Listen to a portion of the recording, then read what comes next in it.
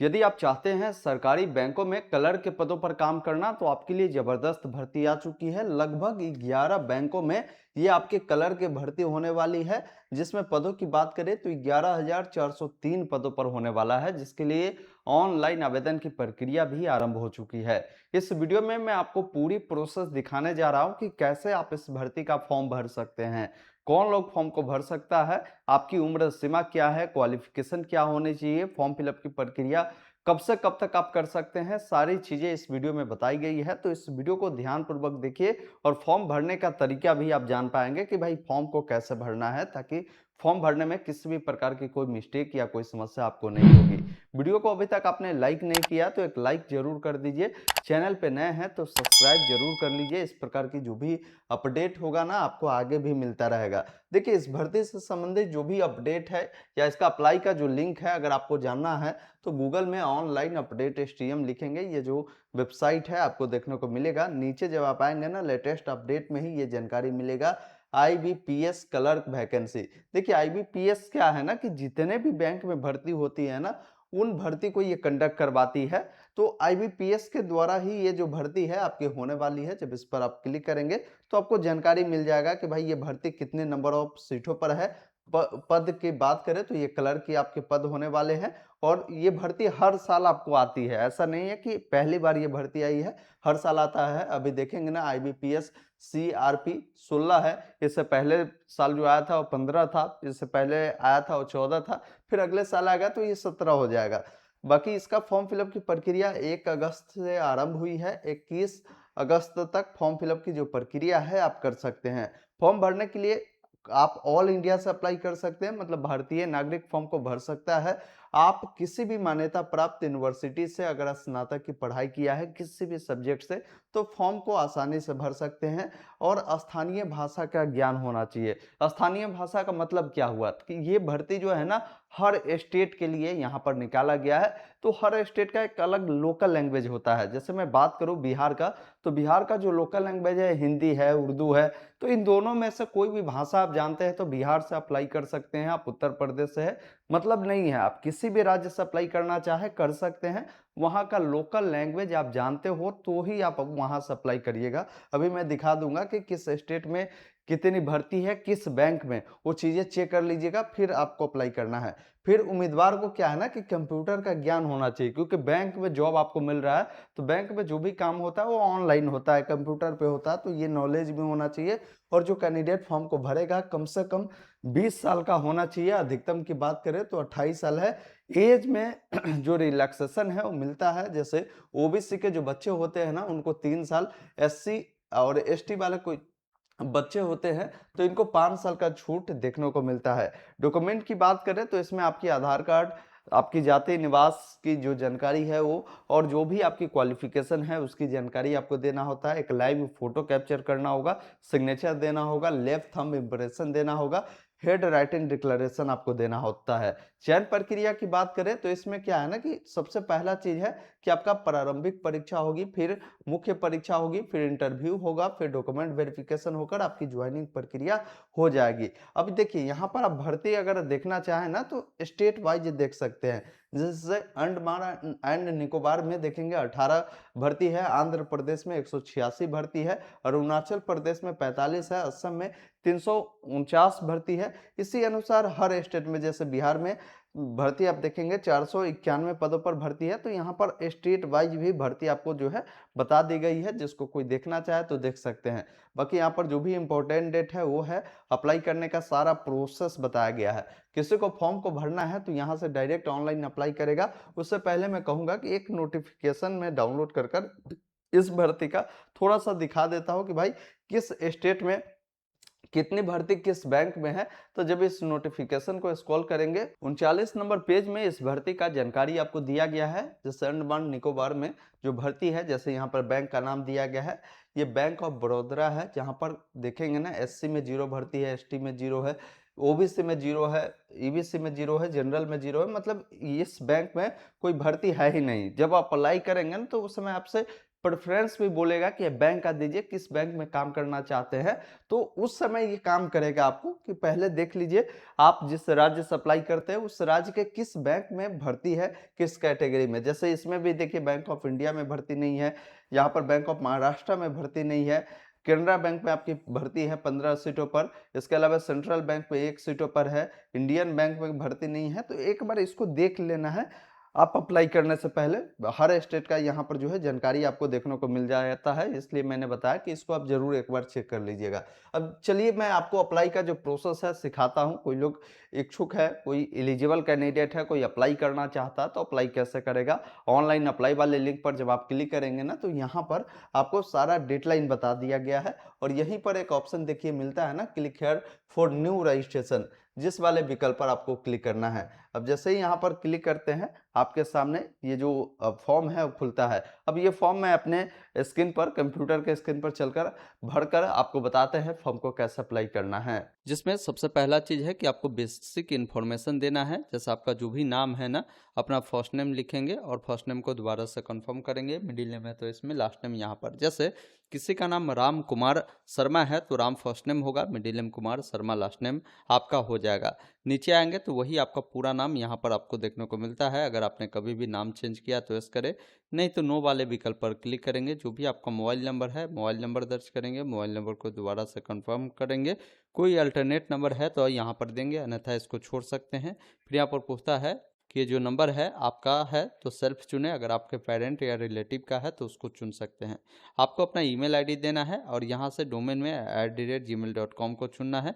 Email ID को दोबारा से कंफर्म करना है, कैप्चा कोड को फिल कर सेव एंड नेक्स्ट पर क्लिक करना है। उसके बाद आपको यहाँ पर कंफर्म करना होगा, आप ओके वाले विकल्प पर क्लिक करेंगे।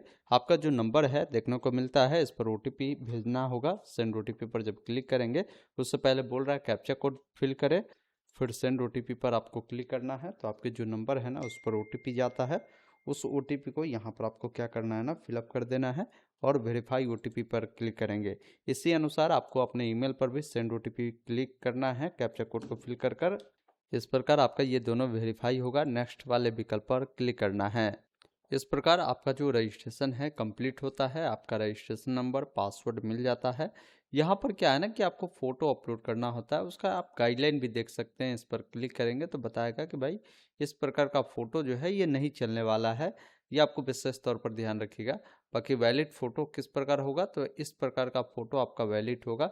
इसके लिए कुछ टिप्स भी इन्होंने दिया है कि आपको कोशिश करना नेचुरल जो लाइट है वहाँ पर चले जाए, आपका जो बैकग्राउंड है वो बिल्कुल प्लेन हो, वैसे जगह पर चले जाए। तो इस सारी चीज़ों को आप फॉलो करिएगा।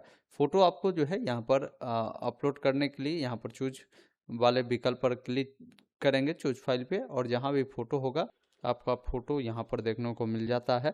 बाकी लाइव फ़ोटो भी कैप्चर करना होता है, तो कैप्चर फ़ोटो पर जब आप क्लिक करेंगे तो आपके सिस्टम में वेबकैम होगा, उसके मदद से फ़ोटो कैप्चर कर लेंगे।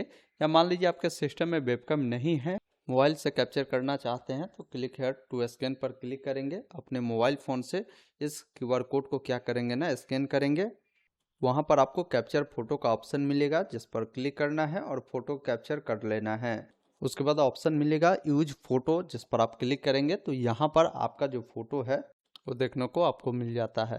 बाकी आपको क्या करना है ना, इस चेक बॉक्स पर और इस चेक बॉक्स पर भी आपको टिक कर देना है। नीचे आकर आपको अपना सिग्नेचर अपलोड करना है, उसको भी गाइडलाइन देख सकते हैं। सिग्नेचर आपको वाइट जो पेपर है ना उस पर करना है, 10 से 20 केबी के बीच में होना चाहिए, और ब्लू या ब्लैक इंक पेन से आपको करना है। हालांकि बोला है ब्लैक इंक पेन, आप ब्लैक इंक पेन से सिग्नेचर को यहाँ पर अपलोड कर इस चेक बॉक्स पर टिक कर नेक्स्ट करेंगे। अब आते हैं अगले स्टेप में, जिसमें आपको कैटेगरी बताना है। आप जिस भी कैटेगरी से बिलोंग करते हैं उसको आपको सेलेक्ट कर देना है। अगर आप दिव्यांग है तो यस करेंगे, नहीं तो नो वाले विकल्प पर आपको क्लिक करना है। नो करेंगे तो ये जानकारी आपको भरने की ज़रूरत नहीं है, आपको नीचे आना है। फिर आप नीचे आएंगे, यहाँ पर भी दिव्यांग लोगों के लिए ही ऑप्शन है, यहाँ पर नो करेंगे।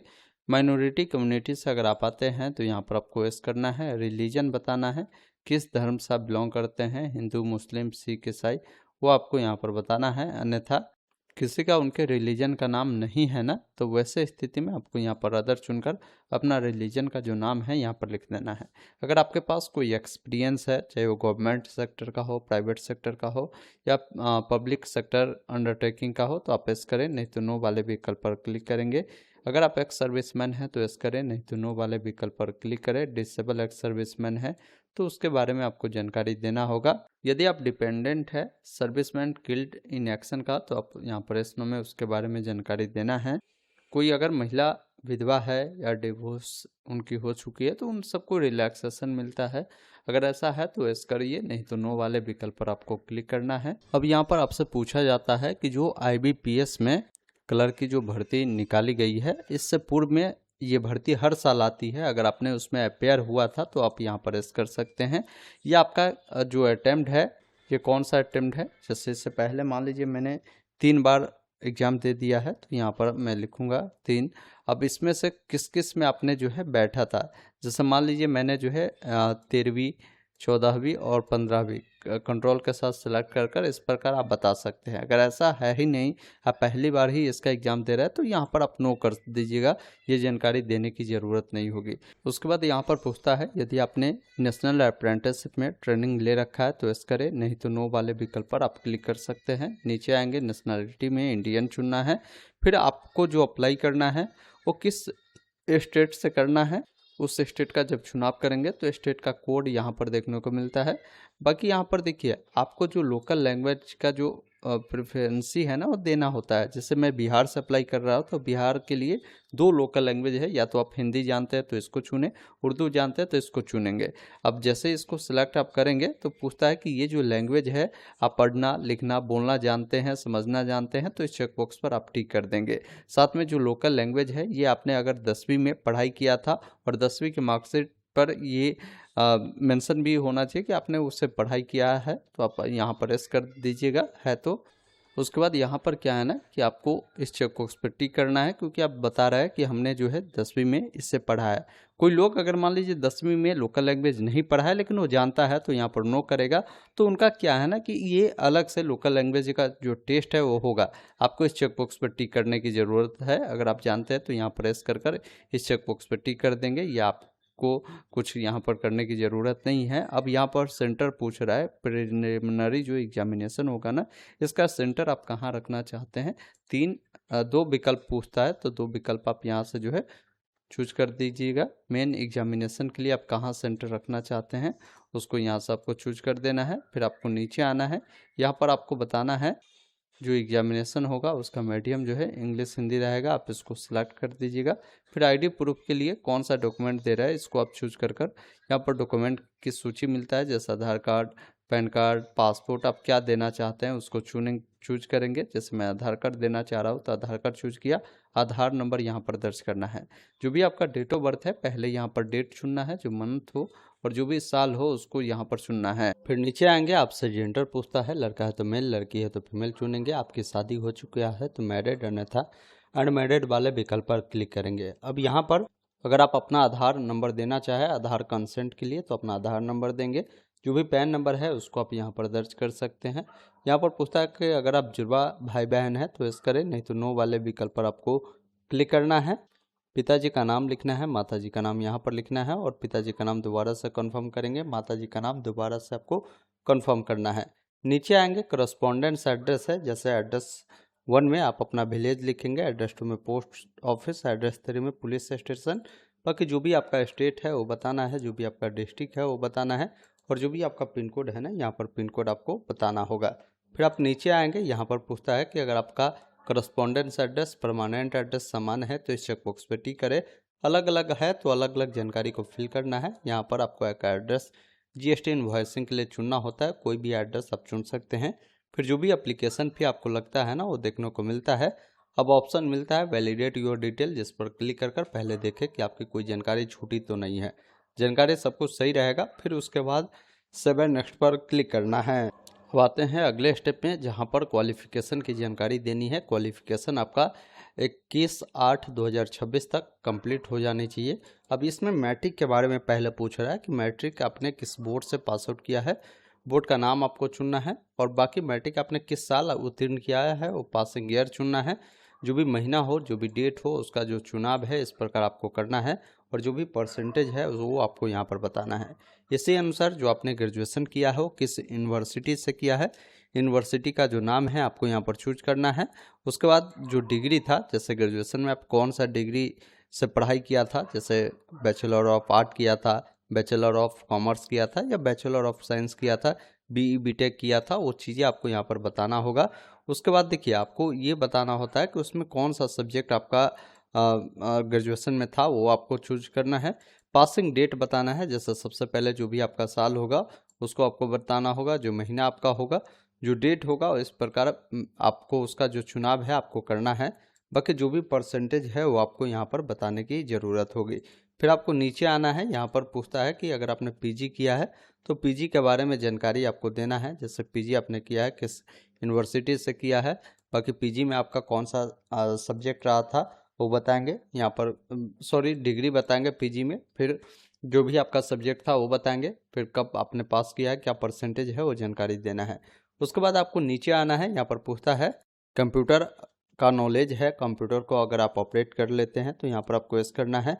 अगर आपके पास कोई सर्टिफिकेट है कंप्यूटर का तो वो आप यहाँ पर बता सकते हैं, जैसे कोई डिप्लोमा अगर आपने कोर्स किया है या कोई डिग्री है कंप्यूटर नॉलेज में या आपके पास कोई सर्टिफिकेट है तो वो बता सकते हैं। फिर नीचे आएंगे, यहाँ पर आपसे पूछता है प्रेजेंटली में अगर कहीं आपने काम किया है वो बताएंगे, आपके पास वर्किंग एक्सपीरियंस है तो यस करें, नहीं तो नो वाले विकल्प पर क्लिक करेंगे। फिर यहाँ पर क्या है ना, SC ST OBC को प्री एग्जाम का ट्रेनिंग मिलता है, अगर आप लेना चाहते हैं तो यहाँ पर आप यस कर सकते हैं, नहीं लेना चाहते हैं तो आप नो कर सकते हैं। उसके बाद यहाँ पर पूछता है कि आपको कभी भी दोषी तो नहीं ठहराया गया है कोर्ट के द्वारा या पर कोई क्रिमिनल केस ये सब तो नहीं है, आप यहाँ पर नो कर दीजिएगा। अब देखिए लैंग्वेज के बारे में पूछ रहा है, जैसे हिंदी आप पढ़ना जानते हैं तो इस पर टिक करेंगे, लिखना जानते हैं तो राइट पर टिक करेंगे, बोलना जानते हैं तो स्पीक पर क्लिक करेंगे। इसी अनुसार इंग्लिश भी आप जानते हैं, जैसे पढ़ना जानते हैं, लिखना जानते हैं, बोलना जानते हैं तो इस प्रकार सभी चेकबॉक्स पर टिक करना है। और भी लैंग्वेज जानते हैं तो बताएंगे। उसके बाद वैलिडेट योर डिटेल पर क्लिक कर सेव एंड नेक्स्ट पर क्लिक करना है। अब यहाँ पर अगले स्टेप में आपको बैंक का जो प्रेफरेंस है देना है कि आपको कौन सा बैंक में इच्छा है जॉब करने का, पहले आप उसका प्रेफरेंस आप यहाँ पर देंगे। देखिए मैं कहूँगा कि जब इसका चुनाव करते हैं तो एक बार आप नोटिफिकेशन को देखिए, अलग अलग स्टेट वाइज इन्होंने बताया है। जैसे यहाँ पर अंडमान निकोबार में देखेंगे ना, बैंक ऑफ बड़ौदा में जैसे SC में कोई सीट नहीं है, ST में कोई सीट नहीं है, यहाँ पर टोटल कोई सीट है ही नहीं। कोई अगर इस स्टेट से आता है मान लीजिए इसका प्रेफरेंस देता है तो कोई मतलब बनता नहीं है। आप पहले एक बार, इसीलिए मैं कह रहा हूँ कि देख ले कि भाई उस बैंक में कोई सीटें है या नहीं है, तो पहले इसको देख ले। जहाँ पर NR लिखा है मतलब वो बैंक अभी जो है वैकेंसी का जो अपडेट है उन्होंने नहीं दिया है। तो इस प्रकार जिस बैंक में आपको लगता है कि भर्ती है, जिस बैंक में आपको काम करने की इच्छा है उस बैंक का चुनाव पहले करें, फिर उसके बाद जिस बैंक में इच्छा है उसको चूज करें। तो इस प्रकार क्या है ना कि सभी बैंक का आप प्रेफरेंस यहाँ पर जरूर डाल दीजिएगा, ताकि आपका जो जॉब लगे जैसे जैसा आपने चूज किया है ना उसके अकॉर्डिंग आपका जो है नंबर के आधार पर आपको ये बैंक मिल सकता है। नीचे आएंगे, फिर इसको वैलिडेट करना है और सेव एंड नेक्स्ट पर क्लिक करना है। उसके बाद आपको डिक्लेयर करना है, आई एग्री करना है। अगर आपका सब कुछ सही है, जैसे आपके आईडी कार्ड पर जो नाम है मार्कशीट पर भी समान है, तो इस चेकबॉक्स पर जो है टिक कर दीजिए। अगर मान लीजिए किसी का आईडी कार्ड पर नाम कुछ और है, डॉक्यूमेंट पे कुछ और है, तो आपको इस चेकबॉक्स पर टिक नहीं कर इस चेकबॉक्स पर टिक करना है। आपको एक और कोई ना कोई आईडी कार्ड जो है प्रस्तुत करना होगा एग्जाम जब देने जाएंगे उस समय। अगर मान लीजिए सब कुछ सही है तो जो आईडी कार्ड दिया उसी को लेकर आप जाएंगे। उसके बाद एक ऑप्शन मिलता है कंप्लीट रजिस्ट्रेशन का, जिस पर क्लिक करना है। अब जैसे ही यहाँ पर कंप्लीट रजिस्ट्रेशन पर क्लिक करते हैं अगले स्टेप में आते हैं जहाँ पर डॉक्यूमेंट अपलोड करना होगा। अब आपके सामने यहाँ पर गाइडलाइन देखने को मिलता है, जैसे लेफ्ट थंब इम्प्रेशन को लेकर गाइडलाइन समझिए। बोला गया है कि आप व्हाइट पेपर पर ब्लैक या ब्लू इंक पिन से जो लेफ्ट थंब है वो लगाएंगे और इसका साइज जो रहेगा ना ये 20 से लेकर 50 KB के अंदर में रहेगा। हेड राइटिंग डिक्लेरेशन की बात करें तो 50 से 100 KB के अंदर में रहेगा। और यहाँ पर जो लिखना है, जैसे आई आपका जो नाम है ये लिखकर एक सफ़ेद पेज पर ब्लू या ब्लैक इंक पेन से लिखकर आपको इसको भी अपलोड करना है। बाकी जो भी डॉक्यूमेंट है वो PDF फॉर्मेट में 500 KB के अंदर में होगा।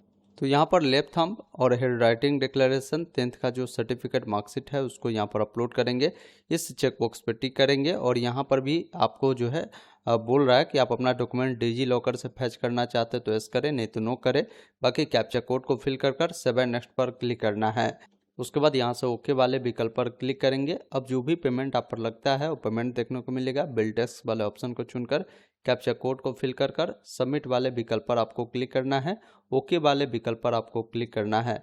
अब पेमेंट प्रक्रिया को आपको किस माध्यम से, जैसे net banking, credit card, debit card, UPI, जिस भी माध्यम से पूरा करना है पूरा कर इसका जो प्रिंट आउट है निकाल कर अपने पास सुरक्षित रख लेंगे। साथियों, अभी आपने देखा, मैंने आपको पूरी जानकारी बताया आईबीपीएस में जो कलर की भर्ती निकाली गई है इसका फॉर्म आपको कैसे भरना है।